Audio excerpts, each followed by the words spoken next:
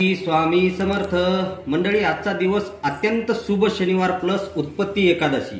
तर संध्याकाळी 6 ते 9:30 या वेळेत घरात कापुरासोबत फक्त ही एक वस्तू जाळा।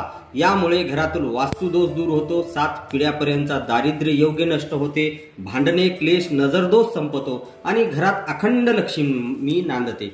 उपाय कसा करायचा?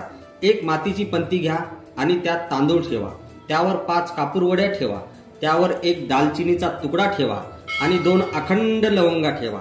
आता थोडीशी मोहरी घरातील प्रत्येक व्यक्तीवरून 7 वेळा उतरवा।